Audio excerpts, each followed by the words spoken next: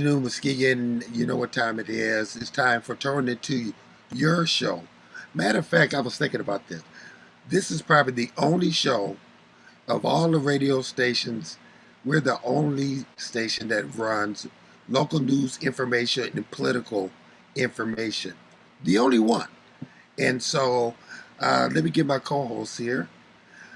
Hey, Pastor C. Melvin Burns II. How you doing, sir? Hey, I'm good, brother. How are you doing today? I'm doing great. I'm excited. You know what season it is. It's that season, isn't it? It's Is like, that yeah, it's that season. Okay, let's go through weather. Weather. It's Friday, of course. And let me say this. If I don't say this, I will be really in trouble. Happy birthday to my wife, Emily. Thank you so oh, much. 62 years. Ooh, I, I said the age. I'm sorry. But happy birthday to my wife. I love you dearly. And you don't look your age. And happy birthday, my sister. I love you too. yeah, she has to deal with a lot. Anyway, weather Friday 80 degrees, low of 62. Tomorrow 60% chance of rain, high of 78, low of 66. Sunday church day, high of 78, low of 65. Monday sunny, high of 74, low of 63. Tuesday same kind of thing, sunny 78 and 61 degrees. So looks like good. Let's go to Michael Anthony Smith, all the way from Houston, Texas. He says, "Happy birthday, Emily." And she will get that because she does watch the show. I think it's important that people, oh, Jeanette Burt Moore, happy Oh, birthday. Yeah, all so right. everybody. So anyway, one thing I want to do is say, real quick editorial. Washington, get off your dove and pass that defense bill and stop playing around. Man, Anything you want to add to that? look, 1,500 amendments so far. non- nonsense. Nonsense. They, Nonsense. this is the Not, first. not, not only that, you're holding up the appointments of the head of the Marine Corps, and they probably hope that, no, they're dreading the other two branches whose heads have retired, but over a non-issue. Over several non-issues, actually. Non-issue. Disappointing. Really Di- disappointing. Extremely disappointing. Disappointing. Listen, if you want to chime in on the show, you can watch it on WVS 103.7 The Beat Facebook site, or you can watch it on M106. Also, what we need you to do once you get there is share it to your page as well. So let's get into it right away. We're going to switch orders. The first person we have on, he served this country, and we're going to let him tell you a little bit about himself, which ward he's running in. Ladies and gentlemen, put your hands together for Mr.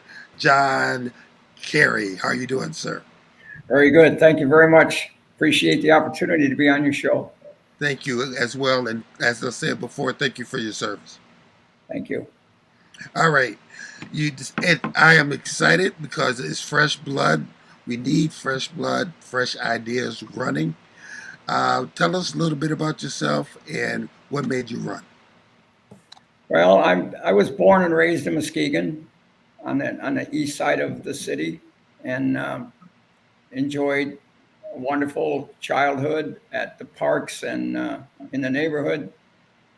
And part of the reason I'm running is I'm starting to see a lack of interest in the upkeep of not only our infrastructure, our roads and infrastructure, which everybody, that's on everybody's mind, but the Hmm. parks. I happen to live now. I'm running for the city commission seat in Ward 4, and I live in near Campbell Field, Right? an apartment complex there, and just the way that the parks have been allowed to deteriorate, and when they do something, they do it, just halfway, just a kind of a cursory. Oh yeah, we're fixing the park. Well, they're not really doing much. Campbell Field, for instance, doesn't have a basketball court. They have all that land. Hmm. They have a very small play set for the young kids. There's no soccer nets there. There's no basketball court there. Right? The only thing they have there besides a small pavilion, is an ill-kept baseball field. Mm-hmm. And, it's just, they've allowed it to get run down. And another park that's in my ward would be Seifert Park, which they've allowed that to deteriorate. Mm-hmm. So that's one of the reasons that I'm running. There are others. I'm interested in bringing some common sense to the city commission. I think there's a little lacking in that. Also, the downtown parking, they're spending all of this money revitalizing downtown, and they're not paying any attention to the lack of parking. Wow. Citizens are not going to go down there and walk 6 blocks to go to an event or a bar or a restaurant, Mm-hmm. when there's been no attention paid to it over the years. Okay. We're selling off parking lots, in fact, Right. for other structures to be built. Mm-hmm. That's Burns. All right, Johnson, you have some issues. So have you, you kind of started your campaign. Have you been out knocking on doors and talking to folks? Yes. Tell Yes. us some of your experiences been out knocking on doors. Tell us about that. Well, I've been pretty well accepted. That's encouraging. Okay. Mm-hmm. And the major complaint, when I ask people, and I want input from them, I said, what concerns do you have that you would like to see the city commission address? Mm-hmm. And obviously roads are on everybody's mind. Right. But parks, the upkeep of the neighborhoods, Mm-hmm. there's litter, and the street sweepers don't come through there as frequently as they used to. Mm-hmm. We're just looking for the big. I think we're looking at the big picture and ignoring the small stuff. Okay. The small stuff is what affects the citizens. With the small stuff, being a kid that grew up in Muskegon, it was those parks that we were able to eat and learn sports and learn things, and we don't see those opportunities today. No, at Reese Field, which was near where I grew up, during the summer they had arts and crafts and supervision there. So it's not anywhere near that level now. The city has hired a new parks director, Mm-hmm. who I'm looking forward to meeting and sharing some things with. But I don't think there's been enough interest in the neighborhoods. Mm-hmm. Let's take care of the people on the lower level, and then build on top of that. But Okay. they go for the big picture. Oh, we're building new buildings downtown. We're building new apartments. We're doing this. But what are you doing for the average citizen? Right. Mm-hmm. One of my questions is, and we've asked everybody this: what do you feel, and how do you feel about the housing, or lack of housing that we have in Muskegon? The lack of rentals, for sure, because I rent in the Barclay apartments, Mm-hmm. and my rent continually goes up. The maintenance on the apartments doesn't improve, and yet we're just paying more, and it's pricing people out of a place to live. Right. So I'm very concerned about that. Mm-hmm. That's right. Yeah. John, tell us, how have you been involved in the community prior to you running for this office?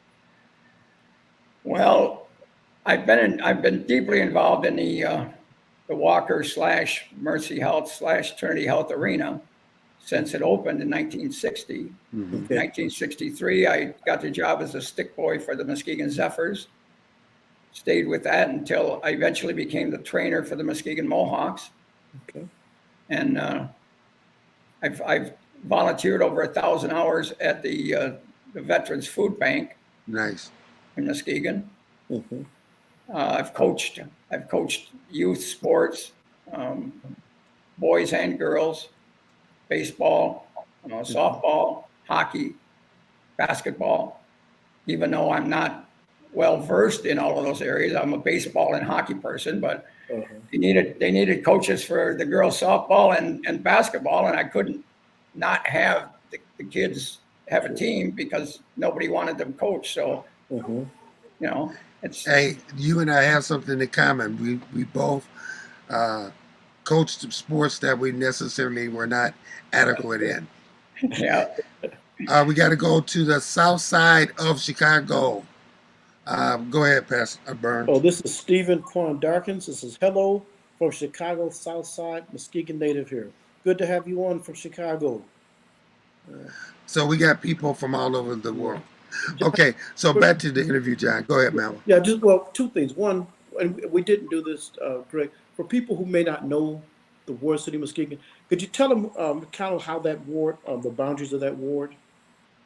Yes, basically it's from Henry Street to the Channel and Laketon on one side, Sherman on the other. So everything between Laketon and Sherman from Henry Street down to and including Pure Marquette. Gotcha. Yeah, so that would be my ward, sir. Well, good. I hope I impress you enough that I can earn your vote. Hey, I say if you don't go on the show, then we don't. And I don't vote for you. All right, let's go back to Chicago. Where you from, Stephen? I'm from Six in Monroe, born from Hackley. Yes. All right. Know it well. So anyway, so we have people from Chicago. Okay, so let's get back to John. Yeah. John, go ahead, Pastor Burns. No, Phil, you were talking about some of the activities and just so you've been involved in a lot of the youth sports and those kind of things. Um, how's that impacted your life in terms of your you now wanting to run? It's like you're going to spend a lot of time working with youth in the community. Has that been a part of your desire to run for council? I think a lot of what has moved me to be active is when I was growing up, there were people who were interested in my welfare. Mm-hmm. Now that I'm an adult, I want to show youth of Muskegon that they have adults who are interested in their welfare. Mm-hmm. Thus, the concerns about basketball court and soccer nets at Campbell Field. Mm-hmm. When I was knocking on doors and talking to people, some of the adults mentioned it, but there were kids that also mentioned it. Geez, there's nothing for us to do. Right. Right. And in my opinion, that leads to I'm bored. Oh, let's go do something stupid. Mm-hmm. It leads to trouble when they can't be active, when they're not active. Mm-hmm. So I'm very concerned about leaving Muskegon a better place than it is right now. Okay. For All right. Question coming to you, Pastor Burns. Okay, this is from Jeanette Burt Moore. How do you feel about job development here in Muskegon? I think that I think they're trying. Mm-hmm. I think there's a lot of concern that some of the green energy is stifling that some. Okay. We need to have the jobs. Yeah. Now, I'm all for looking after the planet, looking after the climate, being as green as we possibly can be. But I think we need a base of employment so that we can then have civilians who can work towards that. Mm-hmm. If you're not working, if you can't find a job, what do you have to look forward to? Right. So employment is huge, Yes. but it needs to be properly promoted. We need to get some businesses in here that are helpful to the community and not harmful. Mm-hmm. But yeah, I think we're headed in a good direction. Mm-hmm. Reestablishing the hub of downtown, and if we can just get more involved in the neighborhoods and not so much in taking care of the businessmen who want to, I'm coming in to build, And then once I build, I'm out of here. I don't really care. Mhm. We need to have a long-term investment in the neighborhoods, I think. We've asked everybody this question. How do you feel about the parking at the beach, the payment that you have to pay to go to the beach? The fact that city residents can get a free parking stamp, that's encouraging. Mm-hmm.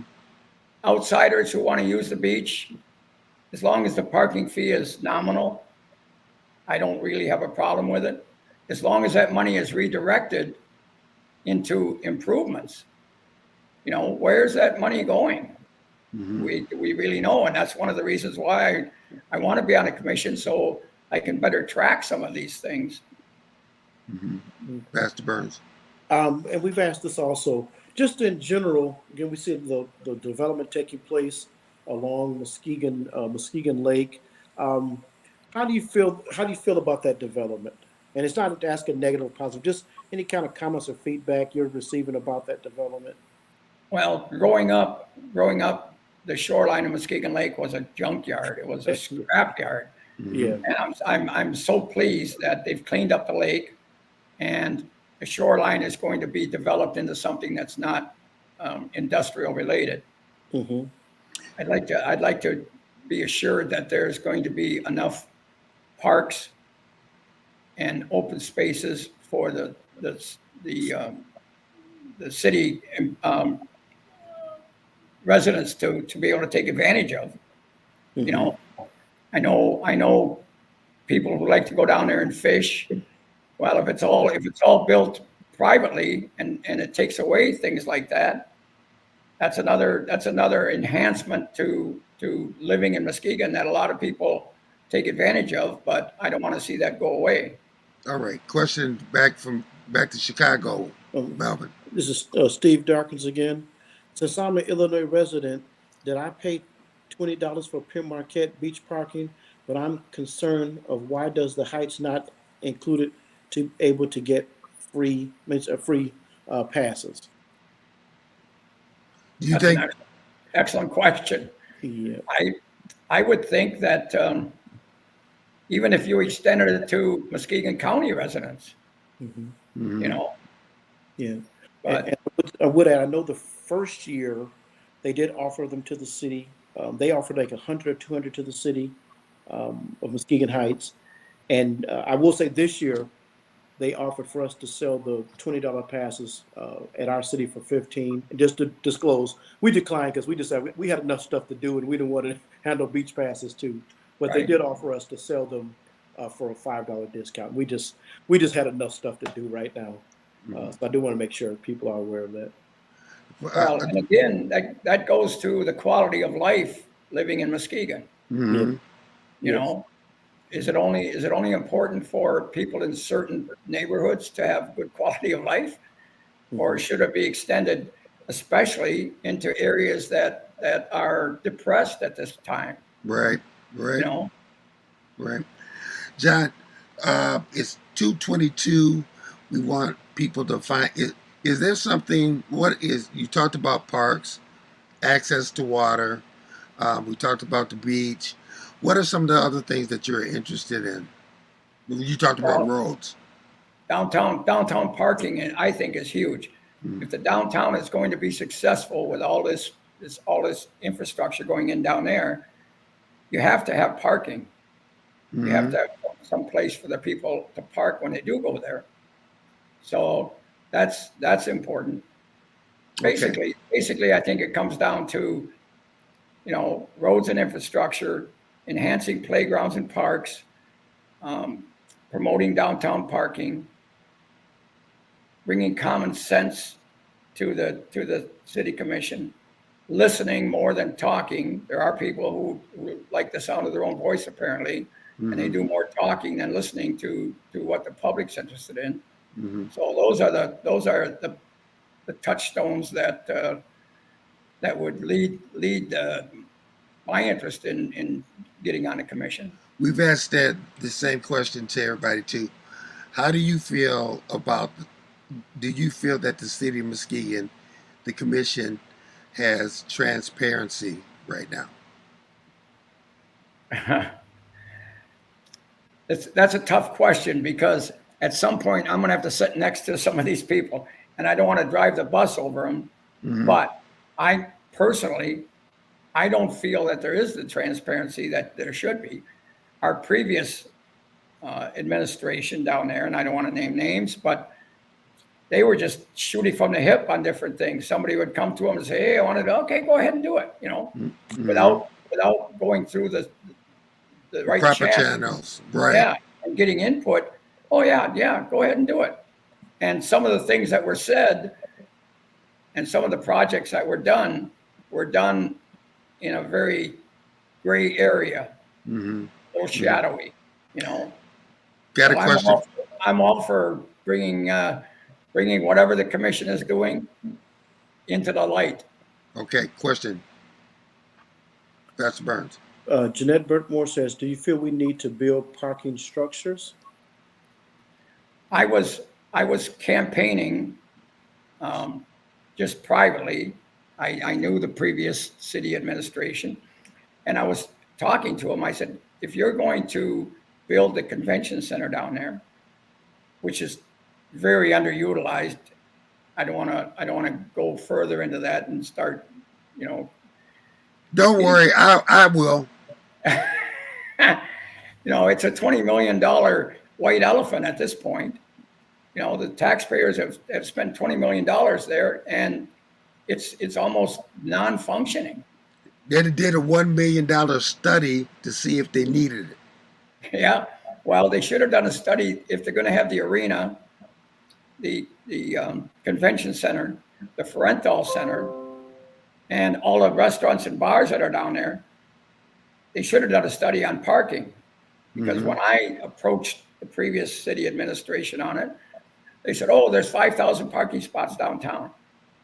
Well, two things. One, most of them are on the farmers market end of town, away from everything else. Yeah. And two, they were counting parking areas that they didn't control. They don't control the one on Clay by the college controls that. The one behind the museum, St. Paul's Church, and the museum control that. They sold the one on Morris, that parking area. They sold the one on Western, right straight across from the arena. Oh, and when I talked to previous city administrators, they said, "Oh no, they're going to build there. That's going to be shops, and there's going to be apartments." And a month later, it was up for sale. Right. And that was that brought in money that paid for itself and plus, So to give that away, that's another shadowy, in the gray area kind of thing, I think. Mm-hmm. So, all right. It's 2:26. You got a couple minutes left. How can people find out more about you? How can people see, maybe donate to your campaign or meet you? I will have everything. I'm just redoing my Facebook page. Okay. But I will have all the information, all about me, all about if they'd like to donate, how they can donate through there. Setting up an account at Family Financial Credit Union. So I will be more than happy to welcome any contributions or any input that people have. It's not just, to me, it's not about the money. It's about the quality of life. If you have some suggestions about things that you would like to see the commission addressing, I'm more than happy to listen to those. John, it's 2:27. We want to thank you. Is there anything else you'd like to say? Just thank you for the opportunity, and get out and vote. Even if it's not for me, the vote is a very important right that we have. We need to exercise it. Preach, brother. Say it again. All right. Get out and vote. All right. Thank you, Mr. Carey, and thanks for serving. Thank you, gentlemen, very much. Take care. Yep. Bye. That was John Carey running for Ward 4. That's my ward. We're going to go to commercial here in a couple minutes. Uh, what do you think about the points that he touched on? I think he touched on some good stuff. There's a lot of good stuff happening in Muskegon, but I think it's good that people are asking questions. And, you know, despite what people think, we don't mind being challenged in local government. So I think it's good we have candidates running and they're asking questions. Whether they're we don't judge whether they're the right questions or what side are on, but we should always be asking questions about our government's doing it. And I'm glad to see candidates have some issues. You know what I'm saying? I agree. The thing is that we've been seeing the old blood. Oh, going back to Chicago. Steven says, "Preach, John." All right, but it's nice to see fresh blood. Yes. It's nice to see new blood. People running for office, and It is. I want to go back to Ward 1, where we have nobody running. That people get busy, and you can go to the city clerk's office and get your name in the hat. It's 2:29. We're getting ready to go to commercial. You're listening and watching Torn in 2 on 103.7 The Beat and M106. See you in a second. All right.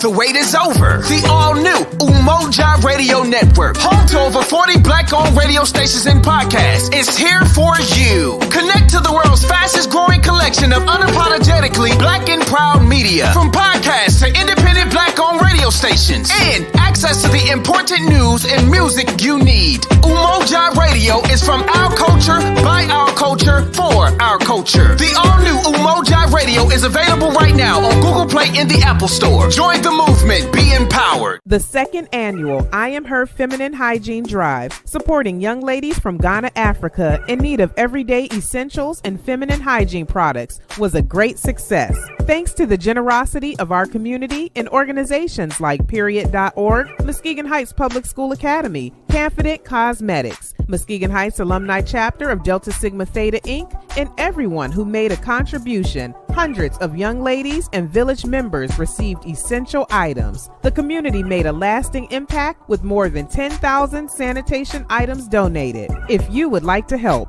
donations can be made year-round by dropping off items in the donation shed at the Mays and Wright Media Center, located at 1877 Peck Street, or making a contribution to paypal.me/1037thebeats. For more information, call 231-727-5007. Thank you for supporting I Am Her Foundation. And welcome back to Torn in 2 on 103.7 to be M106 with me, and of course my partner Melvin Burns. Listen, the two things, the Moja app, you need to get that, and you will be blessed by that. All our shows just repeat themselves on M106, WVS 103.7 to beat Facebook sites. They repeat themselves, but they're on that app. So you can see it over and over again in case you're driving right now and would like to see these interviews. And the second thing, those feminine products to Africa are so important, because if a little child or young woman wants to go to school but does not have those items, she cannot go. So please, 1877 behind the radio station, you can give. You saw that you can give through PayPal and other things. Now, would you like to introduce our next guest, sir? I would be glad to. Ladies and gentlemen, as we continue with our political interviews, our next guest is Mike Gallavin. He's running for City Commissioner of Muskegon in the 2nd Ward. Mike, welcome to Torn in 2. Thank you, gentlemen. Thank you. Come on, man. You got to put your hands together for Mike Gallavin. I didn't know you were that. Hey, Mike, how you doing, sir? I'm doing well, thank you. And thank you for having me on. Thank you for reaching out and inviting me to do this interview. And listen, Benita said she's clapping and applauding for you already. All right. Thank you. Mike, tell us a little bit about yourself. We try to keep these questions. We throw softball pitches right now. Okay. Well, I was worried when I answered, and I found out the show was called Torn in Two. Everybody, What am I doing to myself?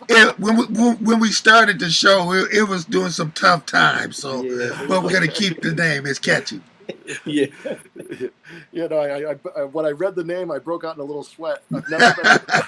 I've never been a candidate before, and Your I thought, opponent is wow. behind you coming through the door, The Kool-Aid man's coming through. Yeah, no. So I am a first-time candidate. I've never run for office before. Good for you. I have been inspired by the people that I've met here in Muskegon. We moved here in 2018. We bought a house just a couple blocks away from the Hackley Mansion in North Muskegon. Okay. And, we didn't really know what to expect when we moved here. And it's turned out to be great. All of our neighbors are amazing.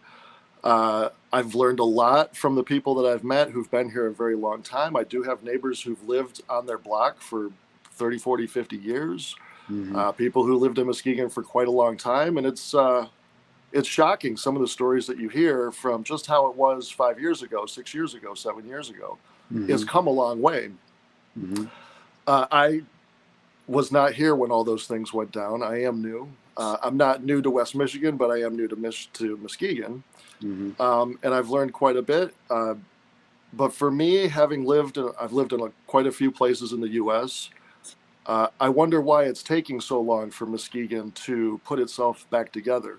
It seems like a very long time for a city with so many amazing assets to struggle for so long. And I'll give you a quick example. I lived in Denver for a while, and when I first moved to Denver was right when Obama got his first term. And when the Democrats ran the House and the Senate, they jammed through an omnibus transportation bill that, among other things, gave a lot of money to states for light rail and for bullet trains and things like that. And I don't know if you guys remember Governor Walker over in Wisconsin saying, we're not going to take these federal handouts. We don't need a bullet train from Milwaukee to Madison. But in Colorado, which is a very purple state, they took all that money because they had a hole in the middle of their city where the stockyards used to be. It's about a 30-acre hole. Okay. In the middle of the city. So, I mean, it was like, there's the city of Denver and a donut hole in the middle where the stockyards were. And we're talking lots of stockyards because they're shipping cattle through there, coal, you name it. They got a lot of places to park train cars right in the middle of the city.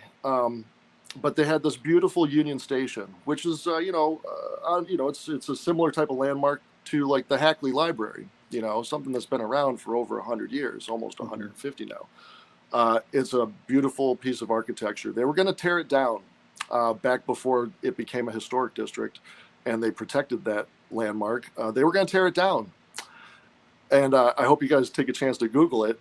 It would have been a huge loss. But when Obama freed up that money for the transportation bill, and Colorado took all of it, they didn't have really a light rail system yet. They took all that money and they built light rail north, south, east, and west through the city. They connected the airport to downtown, the west suburbs to downtown. They're working on making it go up, to the north suburbs now. They finished the south suburbs.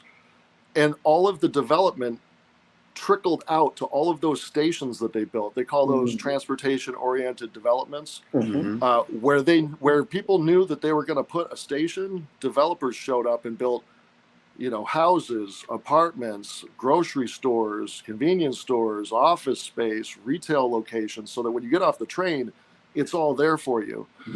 And so I was able to see, and then of course the 30 acres downtown, if you go visit Denver now, you tell me where those 30 acres are now. You can't find them. They're gone. They're all high rises, full of people living at different socioeconomic amount. Now, granted, there's a lot of rich people living downtown.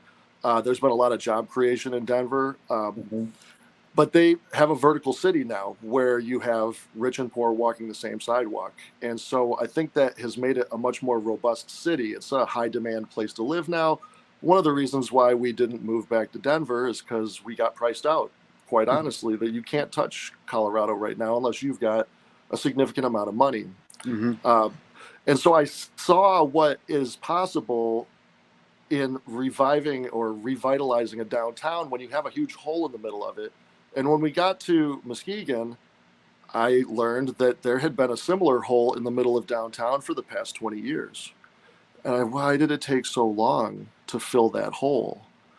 And so, I've learned a lot from a lot of people who've been here. I have a lot more to learn, but I've seen how it's done in other places around the country. And I go, well, why can't you take good ideas from other places and cut and paste them into what we're trying to do here so that we can get there faster without the mistakes that, we don't need to struggle and reinvent the wheel. There are things that other cities have done that may not necessarily apples to apples fit into Muskegon, but with some adjustments that they would work here. And there's a lot of great ideas out in places across the country.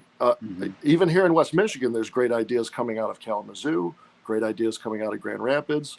We're about to struggle with a lot of the same issues that these cities have already dealt with, issues of gentrification, issues of housing affordability, issues of...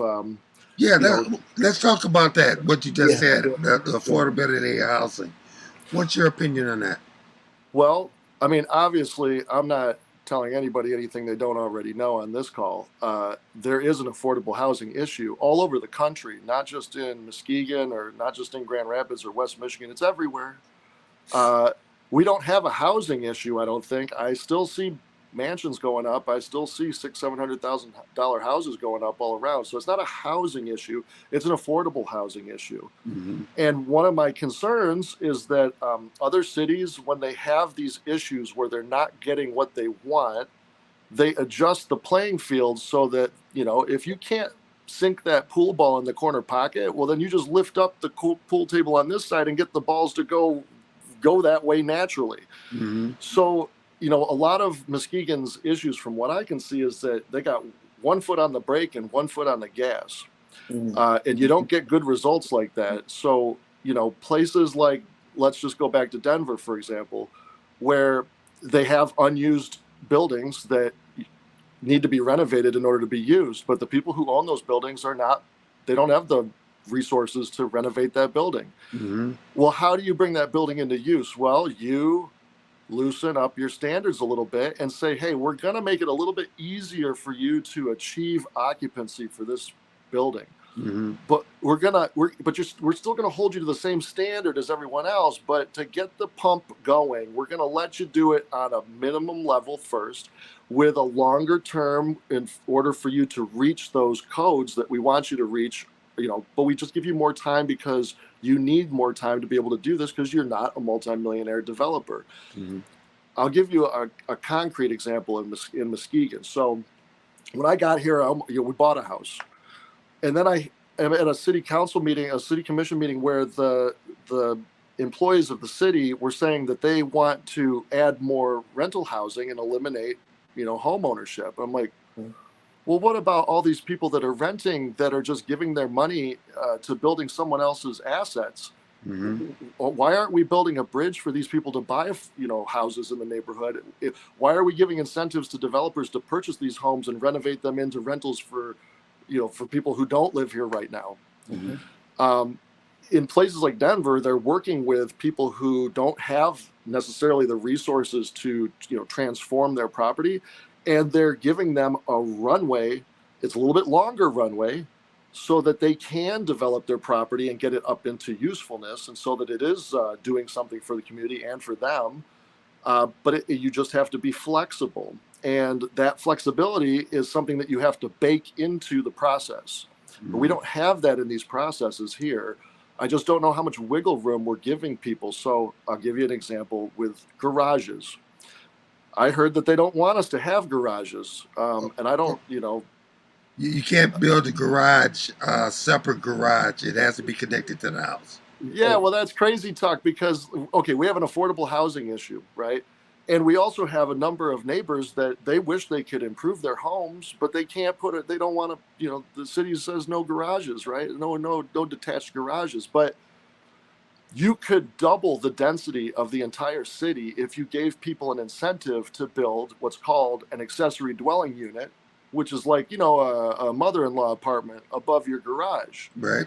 right? It doesn't cost as much as building a new house because it's a garage with an apartment above it. An accessory dwelling unit adds value to the property, gives another housing unit to another household, and it's also going to be not expensive because it's a smaller unit above a garage, but it does give affordable housing, and it also increases the value of someone's home. It also increases your tax base because you get another person's income tax. You also get property tax capture because the property is more valuable when it has an extra unit on it. And so by blocking homeowners in the city from building detached garages with an ADU in it, we're actually stopping our neighbors from increasing their property values and helping out other families that don't want to be priced out of our neighborhood and other individuals who need, one-bedroom housing here. And so there are solutions that the city, for some reason, is not interested in. I think it's short-sighted, and that's, part of the reason why I'm running is that I want to do things differently here. I have seen how they're done differently in other places around the country. And I think those ideas will work here. We just need someone to champion ideas that have already worked other places and bring them here and convince people that we can make these ideas work here. It's not, there's no shame in standing on other people's shoulders to advance our community. Pastor Burns. Yeah. And Mike, interested in listening to you, and obviously you were paying some attention when you were out in Denver, and you kind of see the growth in Muskegon and again some of those potential issues. And I see you spent some time on the zoning board of administration. Tell us what that experience was like. Well, unfortunately, the zoning board of appeals doesn't do a lot of business. I think we've only met twice this year. Okay. What it says to me is that either the planning department's playing very nicely, or we just don't have enough developers or enough development going on for us to get more appeals. Really, we should be busy. We should be busy with people asking us, listen, can you work with me this way? Can you work with me that way? But it shouldn't go to the Board of Appeals to get these things done. So I have a neighbor. I'm not going to try and out him, but he wanted to put his garage, instead of facing the alley, he wanted to put it sideways, facing, instead of the alley here and the drive, the garage opening up into the alley, he wanted to turn it this way. And I mean, it was like, you might as well have asked them to, build a skyscraper on your property. And he had to go through a whole bunch of stuff just to get them to agree to just turn the garage. It made more sense that way. Well, they don't even maintain most of these alleys. So if they're not plowing these alleys, why are they going to have an issue with you I know there's other issues involved in this, but I'm like, you guys, you should work with everyone who wants to build something here. You shouldn't turn anyone away. You should work with every small person who wants to do something either on their property or adjacent to their property. I'll give you another example. My neighbors around the corner, they wanted to buy the lot next to their home. The city told them, no, we can't sell you that lot. It's not buildable. There's a lot of sawdust and things in the ground. You won't be able to put a foundation down. So it's unbuildable. We won't sell it to you. Well, then they built one of these developers' homes on it. Yeah. And they're like, how could you tell me one thing? I go, well, they probably told you that while they were consolidating all the properties to give to this developer. Well, you guys, we mentioned transparency a lot. I hear that word thrown around. A lot of people are really upset about what they call a lack of transparency. In a lot of cases, that lack of transparency is a lack of communication, a lack of proactive communication by the city. The city, when it doesn't explain itself in advance of what it does, here's complaints of transparency. They're not transparent with what their plans are. And I think that, my neighbors have been victimized by that, where they were told they couldn't have a property because it's unbuildable. And then years later, they give it to another person to build on. Well, let me stop you there, because you talk about your neighbors. When you're campaigning, what are you hearing out from your neighbors?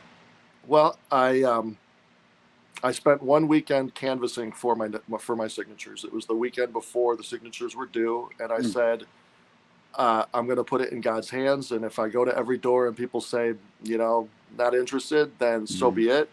I only had one person turn me away. Everyone is upset in some form or fashion. And I don't need to go down a list of grievances of all my neighbors' grievances. There's plenty. But I think that the city needs to be a little bit more, things need to be baked into the processes at the city. You need to insert friendliness. You have to insert community outreach. You have to insert these standards that we want them to govern by into their processes so that they're required. So I'll give you an example. And I hate going back to Denver, so I'm not gonna tell another Denver example. But if you require the city to perform community outreach to all residents who are affected by a project, and not just once, but you say you go out and get initial impressions. If you set an entire outline of all of the outreach that they need to do, and you make this the minimum mandatory outreach for every project that you're proposing that affects residents, whether they're business, commercial property owners or residential property owners, and that you must meet this threshold of communication and get input and feedback from residents and from property owners before you even submit it to the council for consideration, then you will get better results because you have baked communication and input and feedback into that process. And I don't believe we have that, but other cities do. So, redlining is an issue that I've heard thrown around recently. Big time. With the shoreline diet. I don't see how the shoreline diet is going to remedy any of the historical wrongs that were committed by redlining in the past. I'm confused by that whole premise that they're throwing out there, but I do know that redlining did result in Detroit and in Denver, where minority neighborhoods were bulldozed for interstates in the 50s and 60s. Those minority neighborhoods were split in two, geographically divided from each other permanently ever since they built those interstates. There was a big article, I think, in the Free Press about redlining in Detroit, showing you exactly where they redlined everyone, minorities, and then drove freeways right down the middle of those minority neighborhoods and destroyed significant amounts of minority wealth that had been created in those pockets. In places like Denver, they have worked very hard. They have a once-in-a-lifetime opportunity to redo the Interstate 70 that goes through downtown, which went right through the middle of the only minority neighborhoods in Denver at the time and split them in two permanently. So to remedy that red line, what they did in Denver was go door to door and say, we're thinking about redoing the freeway, and we want to redo it in a way that remedies the wrongs that redlining produced for minorities in the 50s and 60s and until today, still suffering. And so they went through years of outreach, years of door knocking, surveying, sending text messages, doing local community meetings, not just one on Facebook, not just, hey, we'll see you at, the convention center, and, they announce it like a week before. No. They are required to go around and ask and re-ask and say, okay, here's the plan we're looking at. What do you think of this? Get your feedback. Don't worry, because we'll be back in a couple months, take your feedback, and we'll bring you back another one and show you again and see what you say about this one. Round and round and round they go with the community outreach, not just to communities at large where they're talking to neighborhood associations, knocking on people's individual doors and saying, ma'am, what can we do with this plan that would make you happy? What do you see in this plan that you think we should change? And they do it again and again and again until they get the best possible consensus plan that they can get. And they've proposed, they're going to bury the freeway, and they're going to put a park over the top of it like a roof that connects the two neighborhoods again. So that, they'll sink right now the freeway is on a viaduct over the top of it. Okay. Right. And so all of the pollution is just sprinkling down on everyone's homes. As we know what happens in minority neighborhoods, they always get more pollution. They're going to put this thing in the ground, bury it, and put a top on it that's a park to connect the two neighborhoods again. They haven't been connected in 60 years. And that sort of effort by the city and the effort by the Colorado Department of Transportation, that effort is no small effort to get community input, to deliver a plan that the community wants, that they've all been a part of, that they've all put their stamp of approval on individually, so that everyone gets the best possible outcome when they do the project. So that community input is one of the biggest things that you feel that is important. The first ingredient. Mm-hmm. It's the most important ingredient. It's also the last ingredient. So you got to circle back again and again. This city is small enough now where we can get everyone's input on a one-to-one basis. It's not that big. Okay. We've got technology now that we can collect people's input. It's 2:53, running out of time. Pastor Burns, I see you got a question. Oh no, no, Mike. You talked about some of the experiences you saw with the growth and getting out, talking to the neighbors. What are some other issues with city administration or city activities that caused you to want to jump into the race? I mean, I want the city to be nicer to its residents that are here. I mean, there are people who've lived here for quite a long time, and and I don't think the city has really worked with these. It doesn't sound like it sounds like the city's been more adversarial than a partner for a lot of these people. Like just on things like you want to grow some vegetables on your property. Did you know that there's a huge code on private farms or private gardens? Yeah. I mean, what is that all about? Like how many regulations do we need about whether or not you can grow a corn stalk in your own yard? Like some of these things need to be stripped out. Some of these regulations are oppressive in terms of like the depth of the regulation. We don't need, I'll tell you, the baby boomer generation suffered from an abundance of lawyers. And that's really tied us up into pretzels where we can't get things accomplished. My neighbors can't build garages. I can't plant corn. I mean, what kind of silliness is we need to really go through these things with a fine tooth comb and go, do we really need to regulate corn stalks? Do we really need to stop people from building an apartment above their garage? What we should do is incentivize people doing repairs to their homes. And we should, instead of spending, I don't know how many millions you said in the last call that we spent on something, I know we spent $2 million redoing terrace, but I would have rather spent that sprinkling money around to my neighbors who are elderly that can't fix their roofs. I'd rather have a new roof on my neighbor's house around the corner if the city would help her do it than have you guys pave terrace again, because nobody asked for that. Right. 255. Parks and Rec. Your opinion? It's been a long time coming. I know you guys had it taken away for probably all the wrong reasons in the past. I know it's coming back. Children do need some healthy outlets here. This city is a great place for outdoor activities. There's no excuse that you live in the city and can't go to the lake, that you can't go and enjoy the parks. The parks need to be cleaned, but I would say go one step further. I think that there's jobs training opportunities there in the Parks and Rec department. I think we can give not only residents here, but also children opportunities to learn skills through Parks and Recs that they can take with them to begin careers, go to school, learn the importance of school, learn the importance of work. I think that it's going to be a great vehicle for the city to help residents and children. Did you talk about a big city? What do you feel about paying to park at the beach? The parking thing, I have to laugh a little bit. I mean, I've been to a lot bigger cities where they really do have parking problems. When I lived in San Diego, I had to walk miles from where I had to park my car on street parking to where I lived in my apartment. Sometimes I wake up the next day, I'm like, where did I park that car again? Because it could be miles that way, it could be miles this way. Muskegon's got lots of parking. I mean, do we need parking garages? Jeanette Burtmore, yes, we do. We could use one. I think we could either by the arena, over by the civic buildings. We could use one to start with. We are losing surface parking, but if we lost all of our surface parking, it'd be a good thing. It means that something else was built there. But yeah, parking at the beach. We don't want a parking garage at the beach. So it is going to be limited parking. And I think it's unfortunate. I know that the city needs to be creative with revenue sources. I know that they're crazy about the revenue that they're getting from the parking at the beach.